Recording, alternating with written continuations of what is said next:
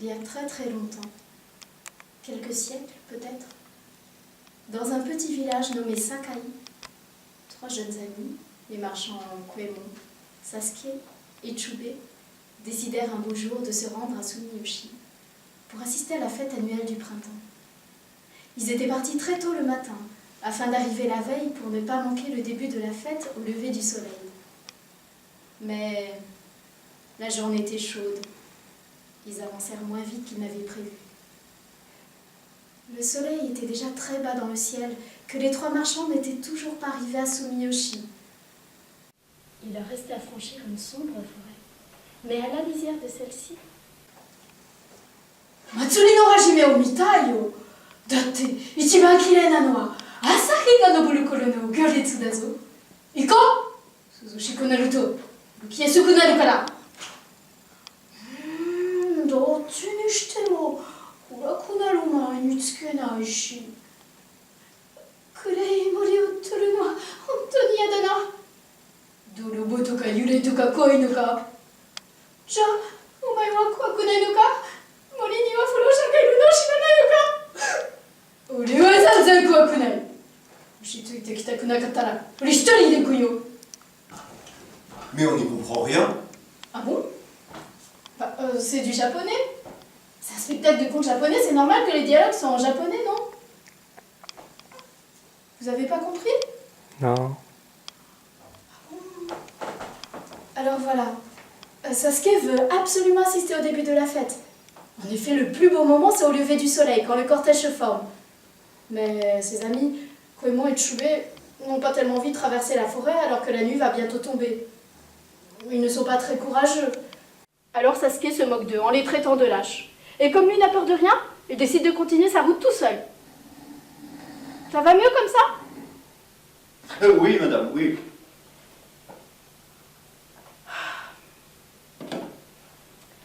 Koemon et Chubei retournèrent au village le plus proche pour y passer la nuit. Pendant ce temps, Sasuke, très fier de lui, resserra la ceinture qui tenait son épée et s'enfonça dans la forêt, sans même se retourner pour voir partir ses amis.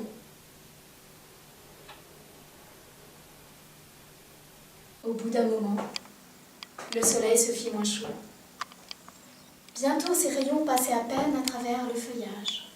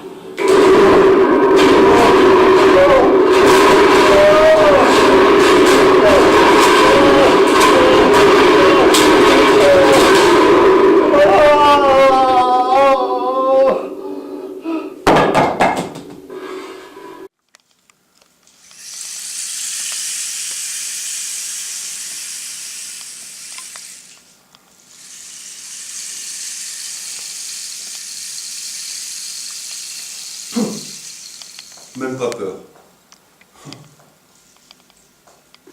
森の中では雨が降り始めたので、サスケは雨宿りできるところを探し始めました。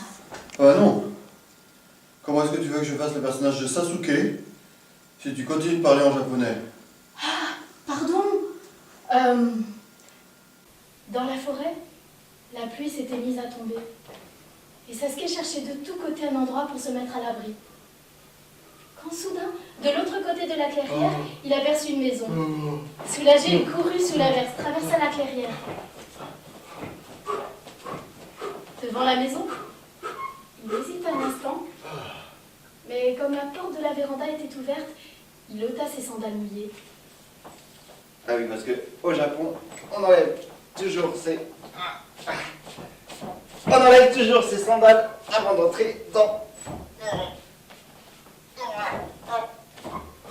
une maison. Et il se glissa dans une pièce éclairée par une lampe à huile. Des nattes propres recouvraient le sol.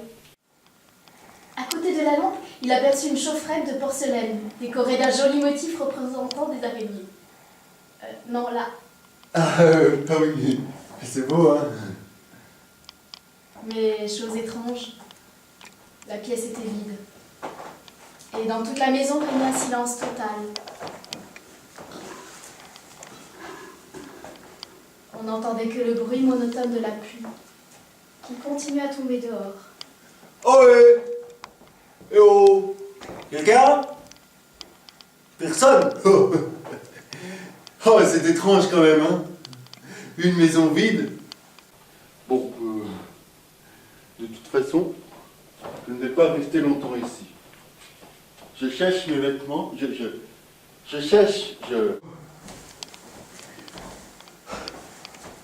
cherche mes vêtements et je repars.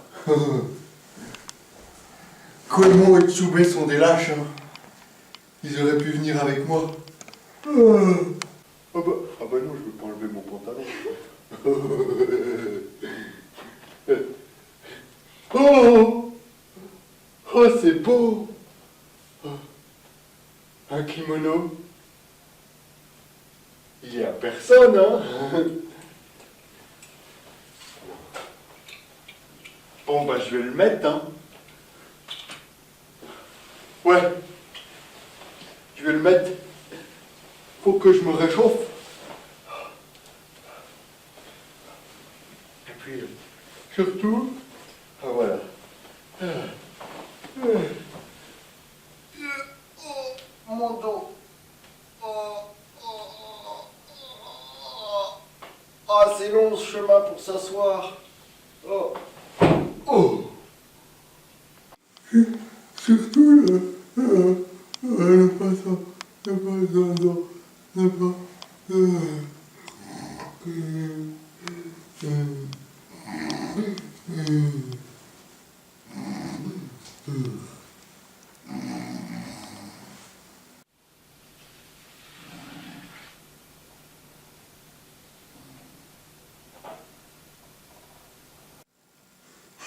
pas.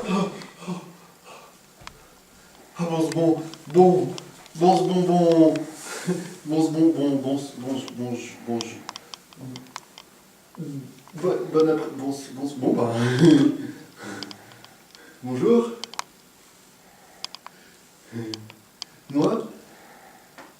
Moi, c'est Sasuke. Sasuke. Ah, Sasuke. Sake. Arigato.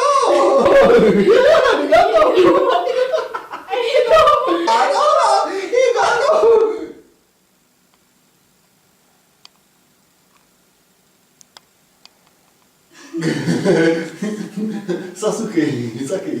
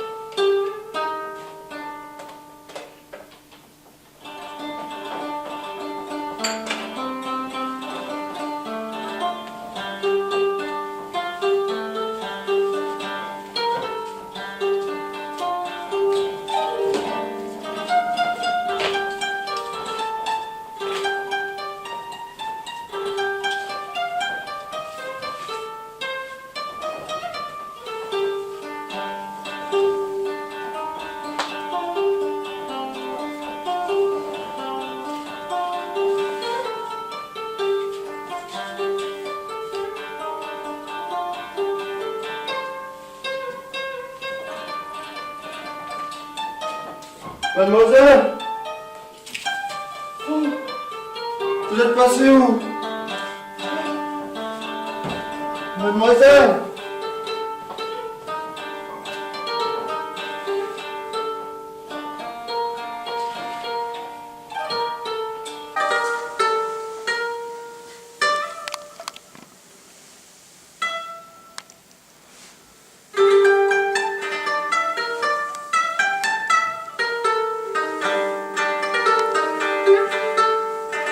Mademoiselle!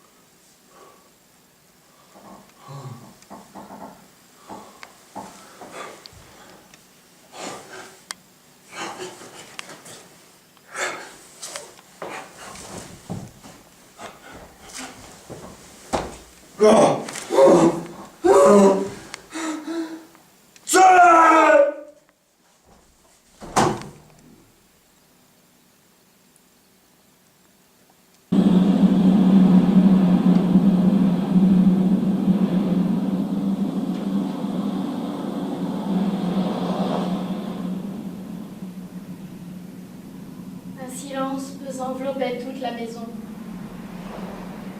La fenêtre laissait rentrer le froid de la nuit. Dans la lampe à huile, la flamme vacilla une dernière fois, puis s'éteignit. Saskia, terrifiée, resta seule dans l'obscurité.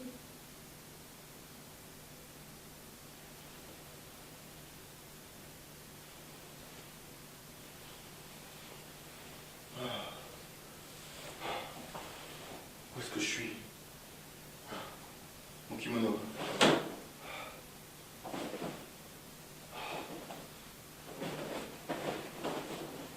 Heureusement, ce fut bientôt l'aube, et la lumière du jour envahit peu à peu la maison.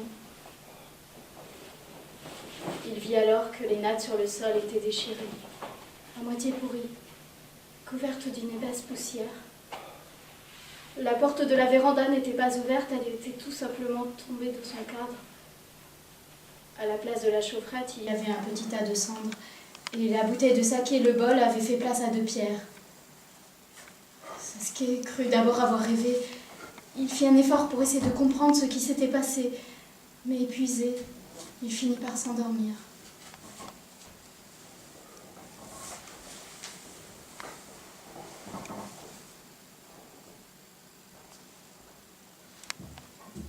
Enfin, le soleil brilla à travers toutes les fentes des murs délabrés. Les oiseaux chantaient. Il devait être 10 heures du matin. Oh, nous